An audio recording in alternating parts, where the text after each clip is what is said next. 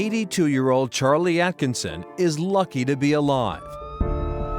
Ambulance took him to Mass General, and he was admitted to the regular floor, and that first night they said, we need to put in a breathing tube. If you have a breathing tube, you also then have to have the feeding tube as well.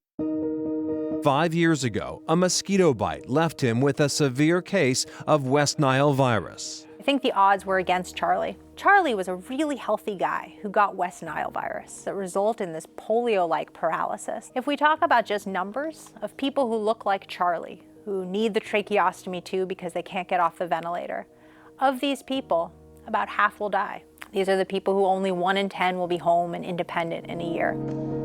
After 5 weeks, Charlie was moved from Mass General to Spalding Rehab in Cambridge.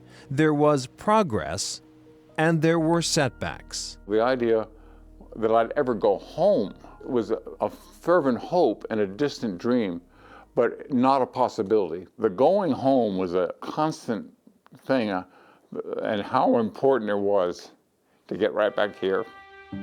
For a time, doctors at Spalding Rehab felt Charlie's progress had plateaued. They gave Jeanette the bad news. It was time to start looking for a nursing home. We looked at nursing homes. The only one that would take Charlie with the ventilator and the needs that he had was west of Worcester. And if he had been in that type of sort of limbo, it wouldn't have been much of a life. Maybe it's just looking at it now. There certainly is a point where you have to call it quits. And the idea of keeping people in warehouses in a state like I was for the rest of my life, it would not have been worth living.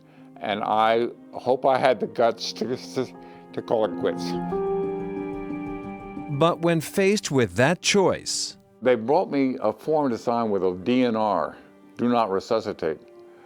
And it's one of those things that theoretically, I really believe in that. But when it came time to making a decision, I thought long and hard about that and decided not to sign it. There were 4 times when Charlie stopped breathing, twice at Spalding and twice at home. Modern medicine does have all these interventions, so there's a lot at your disposal to keep people going, but how do you initiate this conversation about what's best? Who gets to make that choice? To know what the right thing is to do for somebody, you need to ask. Faced with similar situations, people are going to have very different responses, and our goal is to help them get to whatever life they would find acceptable given their medical realities. And sometimes that's not the same decisions we would make, and that's okay too. During that whole time, even though I thought it was quite possible that Charlie could die, it wasn't something that I dwelt on at all. There was a very day-to-day feeling about it, and it was an achievement of that day, perhaps to stand on the parallel bars. That was a red letter day, or a day that was a step back if he needed more time on the vent or couldn't sit up for a long time. It was much more a day-to-day thing. as the days turned into months, Charlie Atkinson began improving.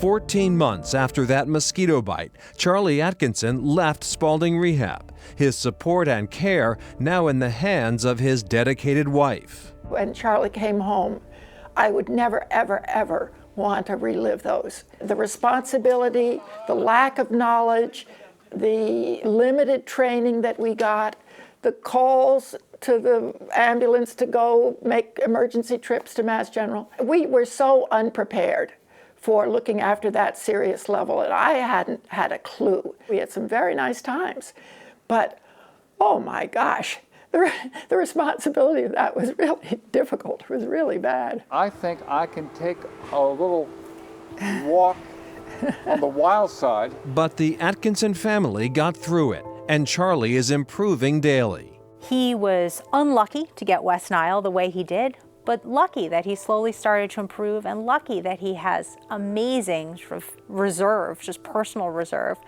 where he loves being alive. He is dedicated to his recovery. He celebrates every gain that he makes, and in his early 80s now, he has tons of plans for the future. He is the 1 in 10. Crawling out of that and seeing the possibility of getting better every day. I'm walking at 2 miles an hour. I'm now walking without a cane. I'm planning to be on the tennis court.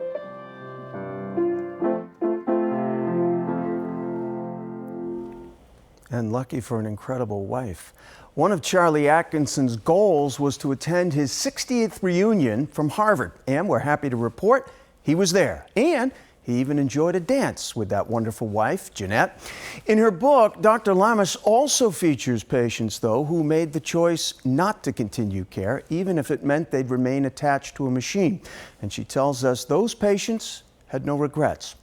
Well, next, his bright future changes after one night of partying.